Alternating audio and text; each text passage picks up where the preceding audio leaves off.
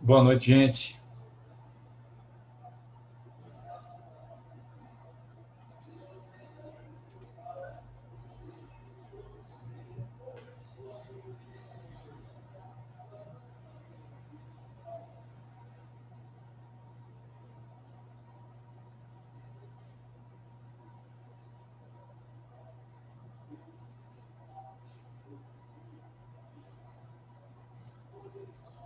Muito bem, então estamos começando a nossa última aula do semestre, né? A aula de revisão, depois só teremos provas, a prova da segunda AB e depois reposição e final.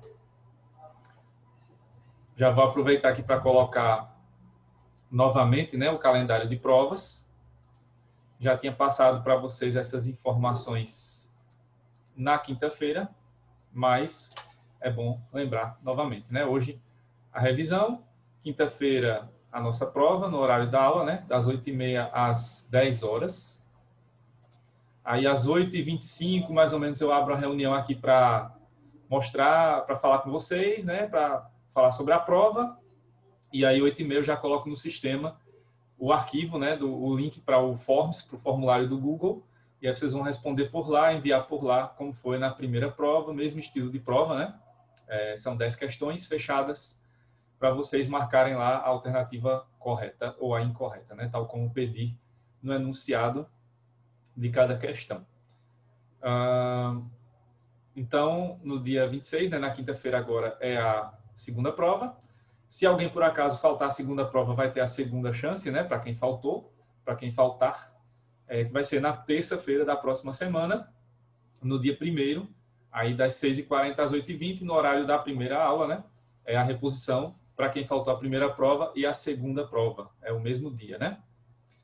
E aí o mesmo estilo de prova e os mesmos assuntos das provas da prova que você perdeu, né? Se é a primeira prova, é lá desde as noções gerais de direito constitucional, passando pela Constituição, né? Pelos temas de Constituição que a gente viu e supremacia da Constituição. E para essa segunda prova, os assuntos, tanto para a prova da quinta-feira quanto para a reposição, constitucionalismo, poder constituinte, direitos fundamentais, tudo que vimos aqui nas nossas aulas virtuais. E se por acaso alguém tiver que ir para a final, aí a prova final vai ser no dia 15 de dezembro, com todos os assuntos do semestre, né? E aí terá também o estilo de prova de questões fechadas, né? Ainda vou ver se vai ser tudo de marcar X, múltipla escolha, ou se vai ter algumas VOF na final. Mas, como a professora Wiline faz, né? Para marcar só as verdadeiras e aí deixar em branco as falsas.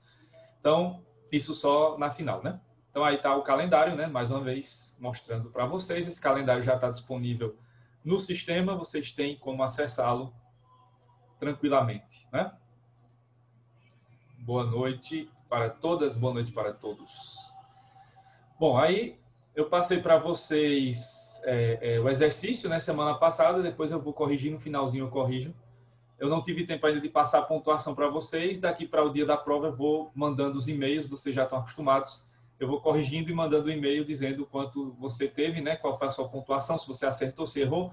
Eu vou fazer isso daqui para quinta-feira.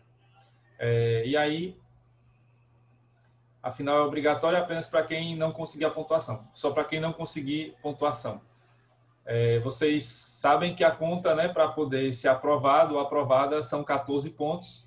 Então, teria que tirar, né, pelo menos as 7,7 ou 10,4 e aí já consegue a aprovação. Mas quem não conseguir tirar notas que cheguem à média 7, aí tem que ir para a final, né? Aí, realmente, só dá para saber quando fizer a segunda prova, né, quinta-feira, e quando as pessoas que precisarem fazer a reposição fizerem a prova de reposição. Daqui para lá ainda tem um caminho, né? Por isso que vocês não podem, quem tirou nota boa na primeira prova, não fiquem acomodados, né? Porque tem que tirar alguma nota lá boa, razoável, na segunda prova para escapar da final, né? E quem tirou nota baixa na primeira prova, agora estude bastante, redobre aí os cuidados para recuperar a nota, né? E fazer um bom resultado para evitar a final, ou se tiver que ir para a final, que vá precisando de poucos pontos, né? Para ter uma prova final mais tranquila, né? Basicamente é isso. Então, a final só realmente quando... De nada. Realmente só quando o aluno não consegue a média, né? Dos 14... Não consegue 14 pontos na soma das duas provas, né? Da primeira e da segunda prova. Então, aqui no finalzinho da aula eu falo sobre o exercício, né? Que eu passei, que vocês responderam e entregaram na semana passada, mas eu tinha preparado aqui esse material, né? Da revisão. Então, vamos falar um pouquinho dela, vamos ver essas questões aqui de revisão, que eu vou aproveitar e falar um pouco sobre os assuntos, né? Vamos revisar aí os assuntos que vimos ao longo desse segundo bimestre, lembrando mais uma vez que os assuntos da prova de quinta-feira são constitucionalismo, tudo que foi visto, poder constituinte, tudo que foi visto, direitos fundamentais, as três partes, né, que eu dividi, a parte lá em que a gente viu conceitos, terminologias, características, depois a gente viu a evolução dos direitos fundamentais, né, nas cartas e declarações, e a última aula que foi sobre a questão dos princípios e interpretação constitucional, né? Tudo isso são os assuntos aí que vão estar na nossa prova da quinta-feira, certo? Pois bem, então vamos aqui às questões. Eu separei um bocado, né? Foram acho que 13 ou 14.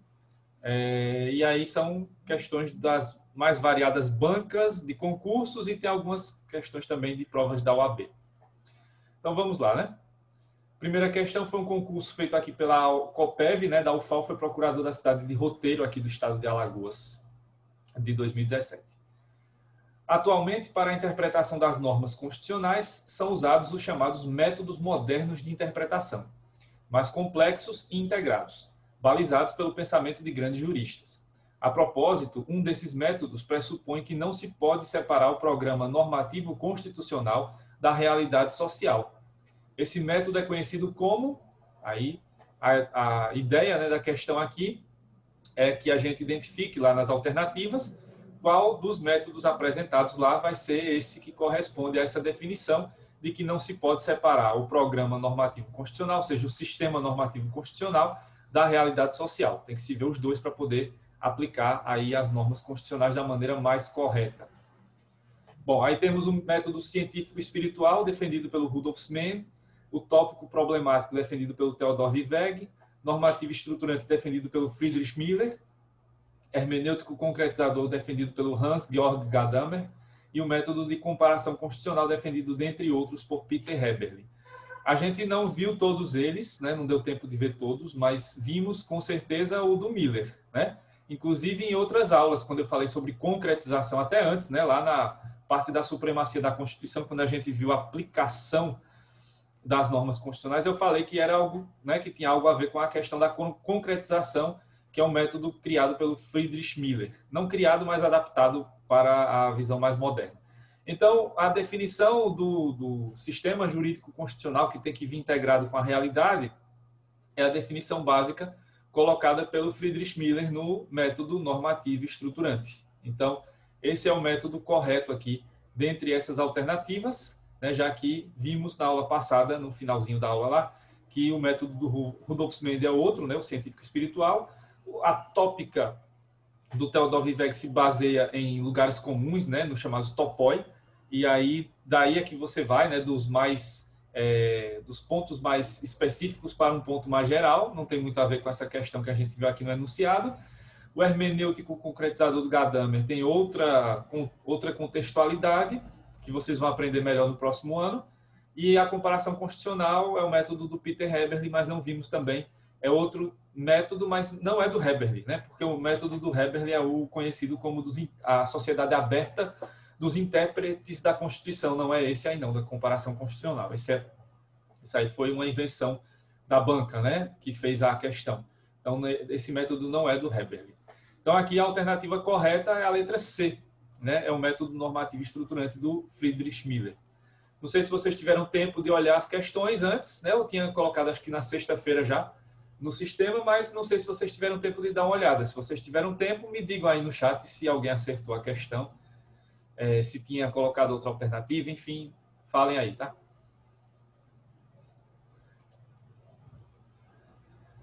Bom, aí a segunda questão já é sobre constitucionalismo, Na nossa prova, vocês viram, né, que as questões geralmente ficam embaralhadas, então pode ser que saia uma sequência meio louca dessas, mas sempre fiquem ligados no enunciado de cada questão, né, para saber de que trata, né, o tema.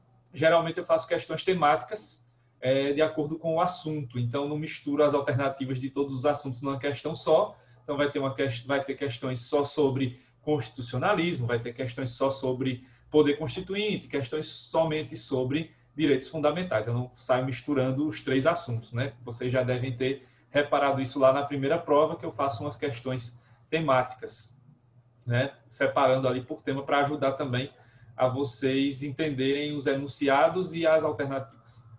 Então aqui é uma questão mais ou menos, não no estilo que eu faço, porque a minha questão não é de concurso, né? É mais um nível mais abaixo. Então, acerca do constitucionalismo, assinale a opção incorreta. Então, sempre atenção na prova da quinta, essa questão também dos enunciados, para não confundir, né? Leia lá pela última vez antes de marcar a alternativa definitivamente, se a questão pede a alternativa correta ou a incorreta, porque muitos de vocês acabam se atrapalhando nisso. Então, olhem uma última vez antes de marcar a alternativa definitivamente, se a questão está pedindo a alternativa correta ou se é a incorreta. Nesse caso aqui, a alternativa que está sendo pedida é a incorreta. Então, letra A. A origem do constitucionalismo clássico remonta à antiguidade clássica, especificamente ao povo hebreu, do qual partiram as primeiras manifestações desse movimento constitucional em busca de uma organização política fundada na limitação do poder absoluto. É isso, né? A gente viu que a origem do constitucionalismo, lá na sua versão mais clássica, mais antiga, veio a partir do povo hebreu, né, e das suas concepções lá sobre monoteísmo e a visão, né, de que o rei, né, o governante não é uma divindade, né, uma pessoa tão humana quanto os seus súditos. Isso trouxe mudanças significativas, né, que geraram aí pela primeira vez os ideais do constitucionalismo, né, sendo concretizados naquela sociedade. Então tá certa a letra A. Letra B, o neoconstitucionalismo é caracterizado por um conjunto de transformações no Estado e no direito constitucional, entre as quais se destaca a prevalência do positivismo jurídico, com a clara separação entre direito e valores substantivos, como ética, moral e justiça. A primeira parte dessa alternativa até que está certa, né? Realmente, o neoconstitucionalismo vai trazer várias mudanças para o Estado e para o direito constitucional, mas não vai haver a prevalência do positivismo, né? E nem vai haver a separação entre direito e valores. O que vai haver aqui é a ascensão do neopositivismo, em que nessa visão do neopositivismo teremos o direito positivado vindo ao lado dos valores, né? Não há uma hierarquia entre eles, mas sim vai haver uma cooperação, uma aplicação conjunta ali desses pontos, né? Das chamadas regras e dos princípios. Então está errada a letra B.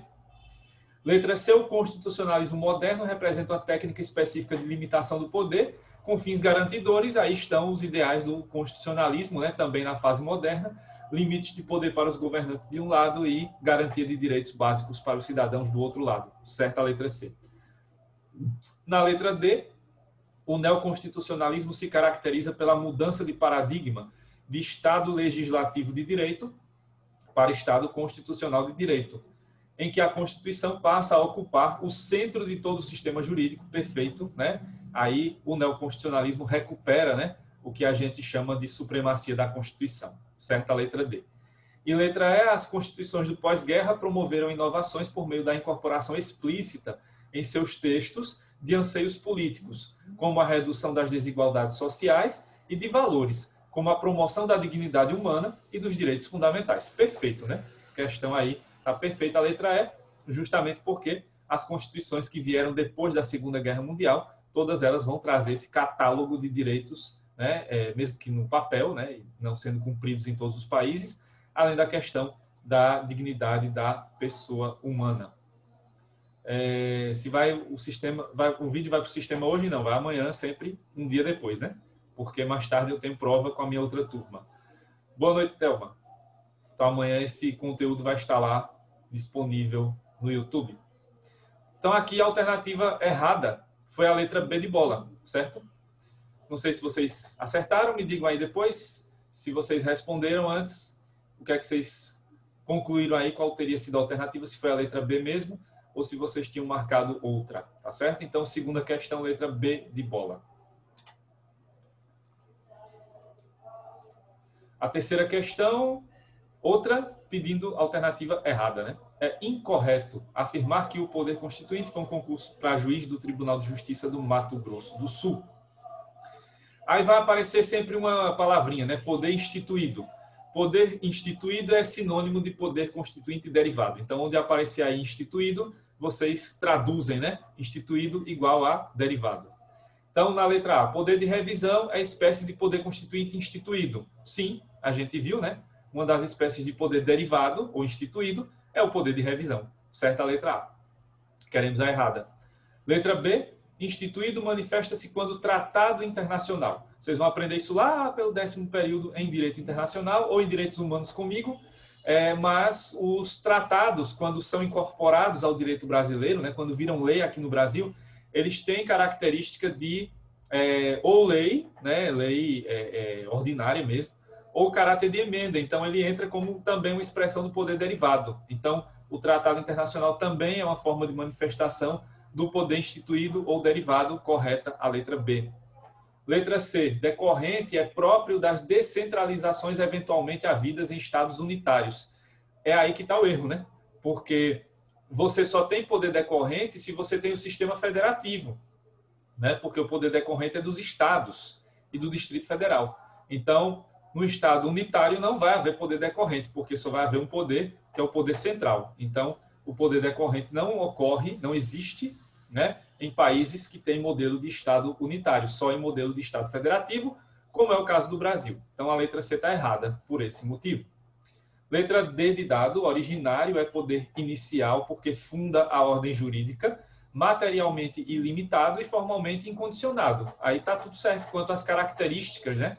3 das 5 características principais do poder originário. Então, está certa a letra D. E letra E, instituído é derivado do poder constituinte originário, que também o limita materialmente e o condiciona a certas formalidades. Também tudo certo.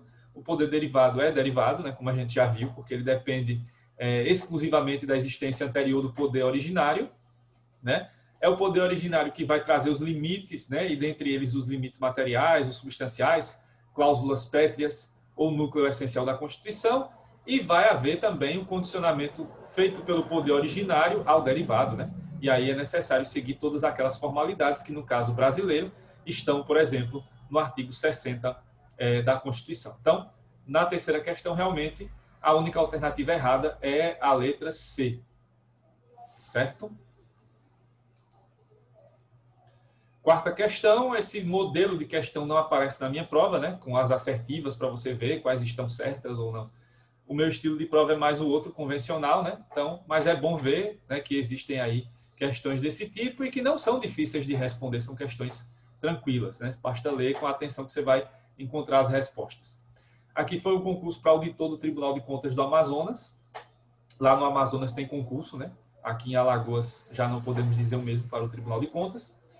Considere as afirmações a seguir a respeito do poder constituinte. Primeira, assertiva.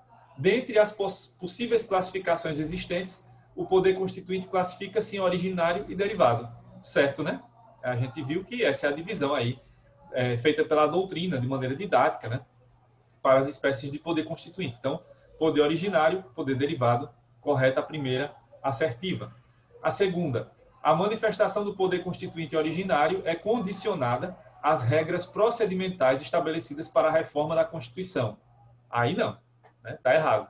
Porque o poder originário não está condicionado a nenhuma regra ou procedimento prévio. Quem está condicionado é o poder derivado. Então, aí, a segunda assertiva, a segunda frase, está errada, porque o poder originário não está submetido a condições prévias. A gente viu que uma das características do poder originário é justamente o fato dele ser incondicionado. Então, está errada a segunda. Na terceira, poder constituinte derivado é sempre ilimitado. Errado, né? O poder derivado não é ilimitado. Quem é ilimitado é o originário. Então, a terceira assertiva não está correta. E a quarta, as emendas à Constituição de 88 são frutos do poder constituinte derivado. Sim, né? São as emendas aí que são a principal expressão do chamado poder derivado de reforma, né? Então, as emendas são, sim, fruto do poder derivado. Então, estão certas as assertivas 1 e 4, que dá aí a letra A, não é isso?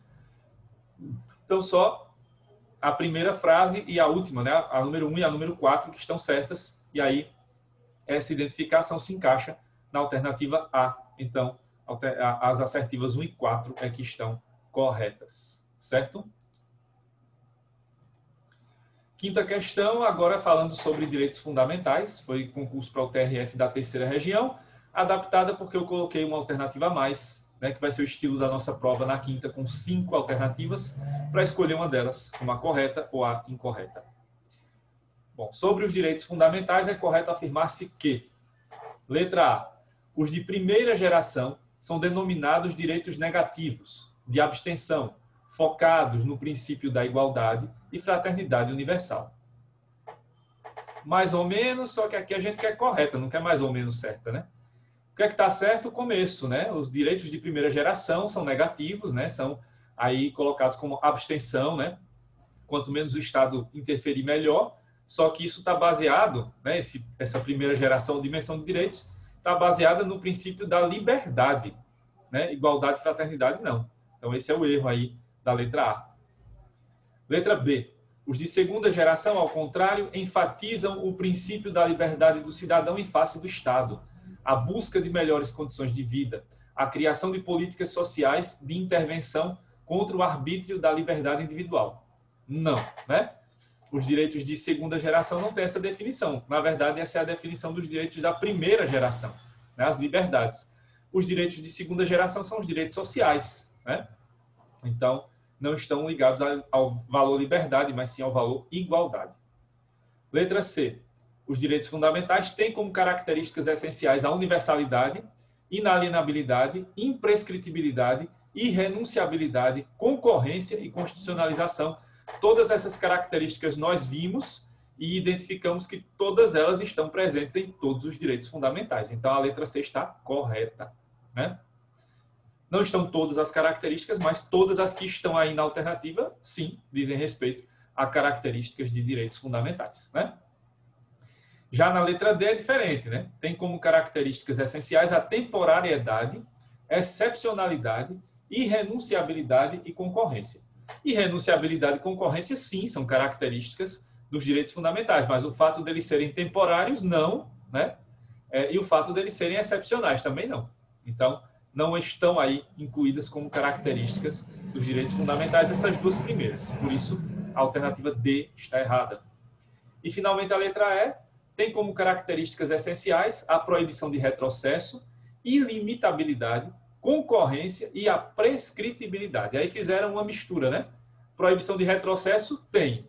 Ilimitabilidade, não. A gente viu que os direitos fundamentais são limitáveis ou relativizáveis, né? Não existe direito fundamental absoluto. Concorrência tem, né? Mas prescritibilidade não, porque é imprescritibilidade. Os direitos fundamentais não estão submetidos a prazos de prescrição. Então, fica aí como alternativa correta a letra C, certo? É a letra C que é a única alternativa correta. Tá aí na resposta da quarta, foi letra A, não é isso? Deixa eu voltar aqui. Foi letra A. É a primeira frase aqui e a quarta. Só elas que estão corretas. A 2 e a 3 estão erradas, certo? Então, alguém já tinha respondido que era a letra A lá no chat, mas só confirmando, realmente era a letra A. E aqui na quinta questão, só para a gente arrematar essa, é a letra C, né? A resposta correta dessa questão. Certo, gente? Bom, agora vamos para a sexta questão.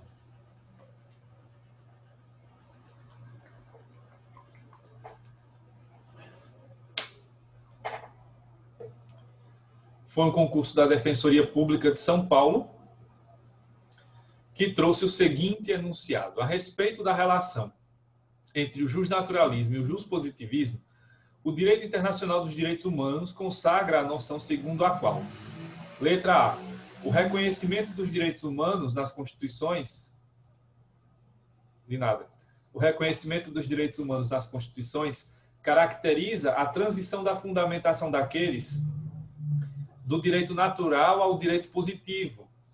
Não necessariamente, né? Porque se estamos falando aqui de direitos humanos, eles já estão devidamente reconhecidos no direito positivo, só que a nível internacional, né? Como a gente já viu, nessa diferença dos conceitos, os direitos humanos já estão positivados, só que a nível internacional, enquanto que os direitos fundamentais vão ser positivados a nível nacional. Então, não quer dizer que é a transição do direito natural para o positivo, né? Porque, na verdade, já vai existir direito positivo, só que esse direito positivo só existia a nível internacional. Aqui, a nível nacional, vai haver só a incorporação desses direitos ao direito constitucional e à Constituição.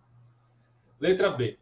Só se pode admitir a formulação de novos direitos humanos por parlamentos legitimamente eleitos, tendo em vista o primado da soberania estatal atualmente. Não, né? Novos direitos vão sendo formulados à medida que vão surgindo novas necessidades, né? A gente viu isso naquela questão, quando eu falei sobre a historicidade, né, dos direitos fundamentais, direitos humanos, que os direitos humanos passam por 3 fases sempre, né? Eles são proibidos, depois tolerados e finalmente reconhecidos. Isso não quer dizer que os parlamentos é que vão criar, né, e formular direitos humanos. Muito pelo contrário, esses direitos aparecem primeiro, né, a nível de sociedade mesmo, né, a nível de direitos que estão ali só, né, garantidos como alguns benefícios ou algumas garantias básicas, né, que não são ainda direitos, e depois é que eles vão evoluindo, né?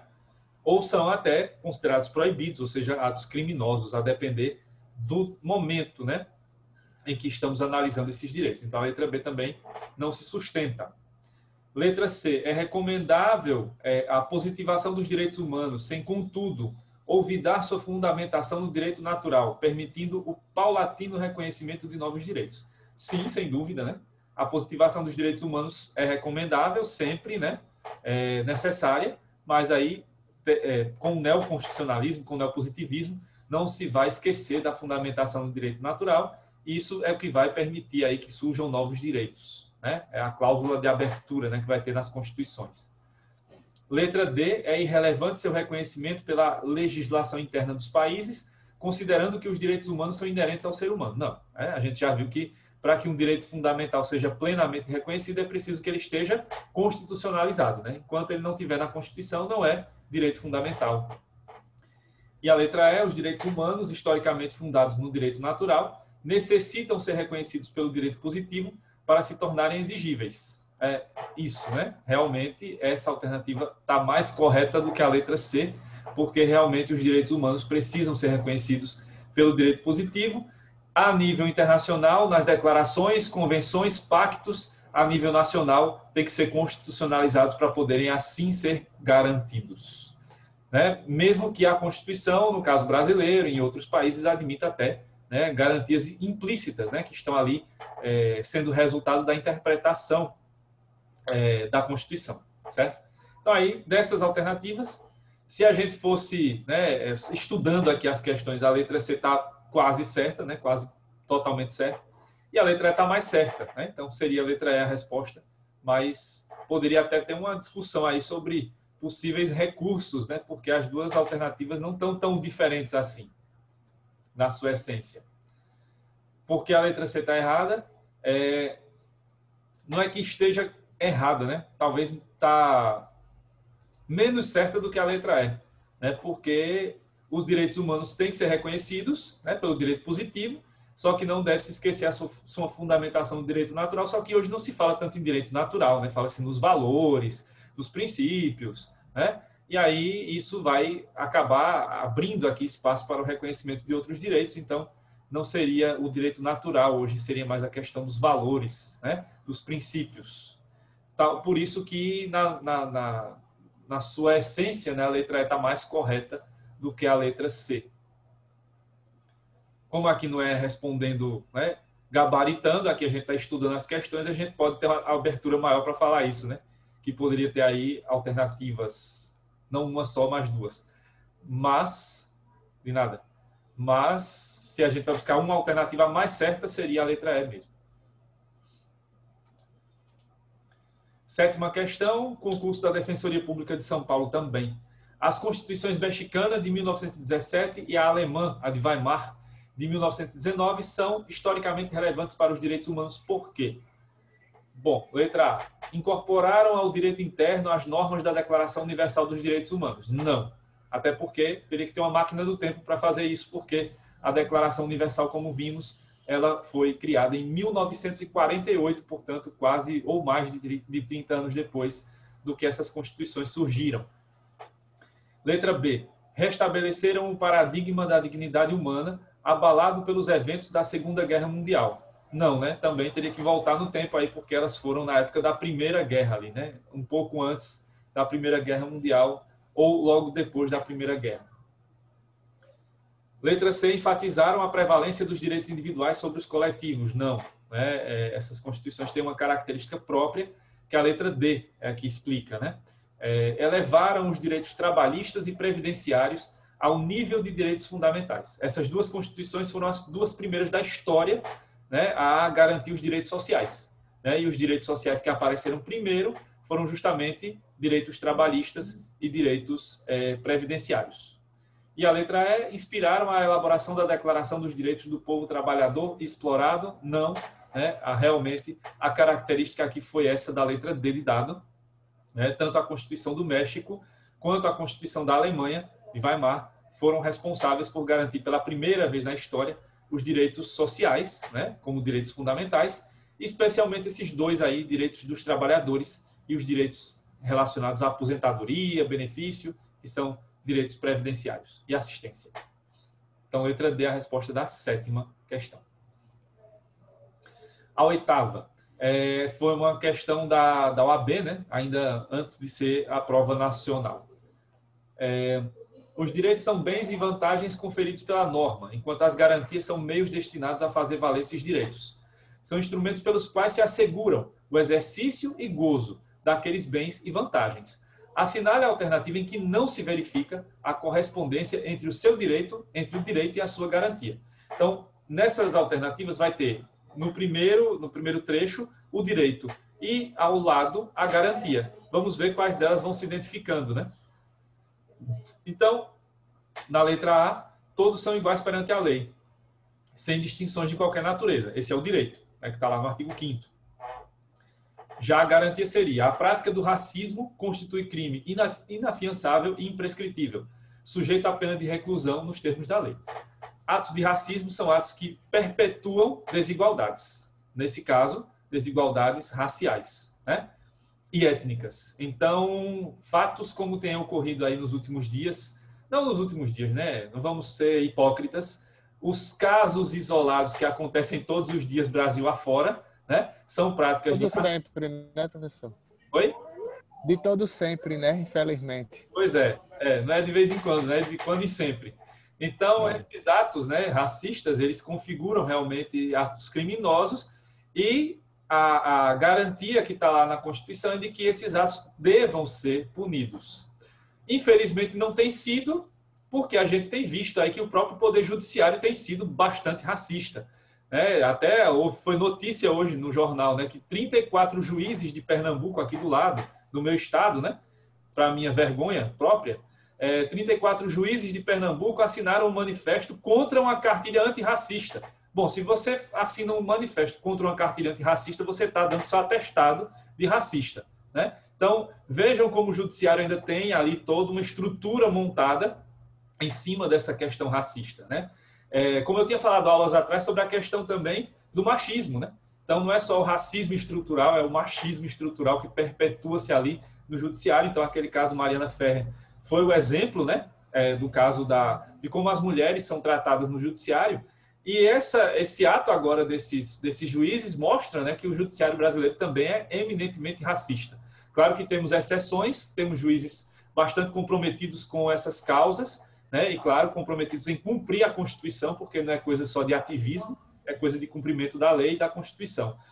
Mas existe ainda uma herança maldita aí do racismo e de outras práticas nocivas no nosso Poder Judiciário. Então, só lembrando aí que essa é uma garantia, né, que existe para manter o direito à igualdade.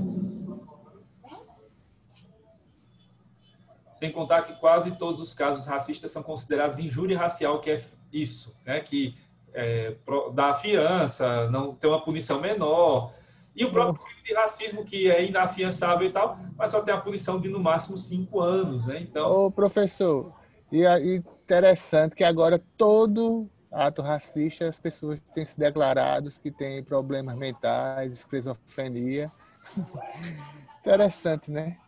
Todo mundo agora que não, ele é esquizofrênico. Só para o racismo, né? Esquizofrenia é só para ato racista.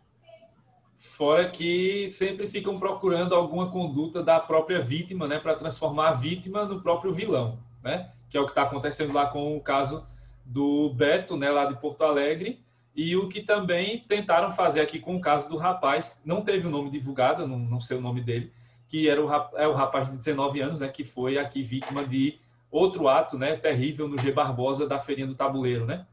Que foi comprar o celular, teve o dinheiro furtado pelo segurança e ainda foi obrigado a confessar que tinha roubado, enfim, né? Outro absurdo que aconteceu aqui, mas não divulgaram o nome, mas é outro caso de violência com, né, esse viés claramente racista. Voltando aqui, né? Letra B. É livre a manifestação do pensamento, sendo vedado o anonimato, esse é o direito, né? Da liberdade de pensamento. E a garantia seria, é assegurado o direito de resposta proporcional ao agravo, além da indenização por dano material, moral à imagem. Essa é a garantia. Isso está acontecendo muito aí durante a campanha eleitoral, né? Quando o nível de baixaria aumenta, principalmente agora na última semana, então, né, vai haver sempre direito de resposta eleitoral aí para os candidatos, né, que se sintam ofendidos e, claro, com a determinação judicial para tanto, mas isso não só acontece na campanha eleitoral, mas na vida cotidiana. Então, se um de nós é objeto de uma reportagem ou de uma postagem agora nas redes sociais caluniosa, difamatória, isso pode gerar o direito de resposta também, né? Então, é a garantia de que haverá aqui a liberdade de pensamento, mas que é um direito limitado, né? Não pode ofender os direitos de privacidade, intimidade da outra pessoa, né? Tá certo, então, a letra B.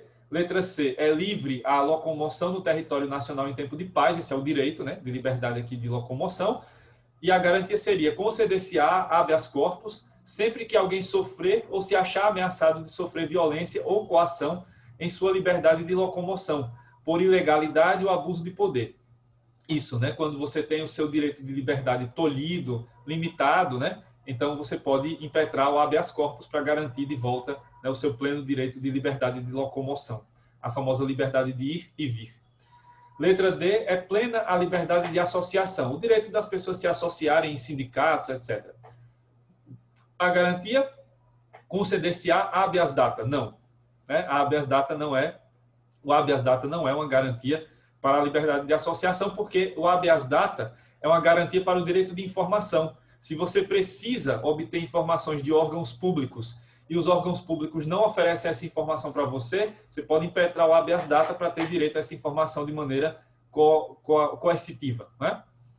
E a letra E, todos são iguais perante a lei, garantindo-se a todos os brasileiros a inviolabilidade do direito à vida, então, a garantia do direito à vida, e ninguém será submetido a tortura nem a tratamento desumano ou degradante. Claro, para preservar a vida, é preciso que as pessoas não sejam submetidas à tortura e nem a outros tipos de tratamentos desumanos ou degradantes. Portanto, a alternativa aqui é a letra D de dado, já que o direito de associação não está associado à garantia do habeas data, certo? Falta menos de 1 minuto aqui para acabar a primeira parte. Vou interromper agora, fazer aquela pausa estratégica. Daqui a pouco eu volto para responder as questões que faltam, tá? Até já.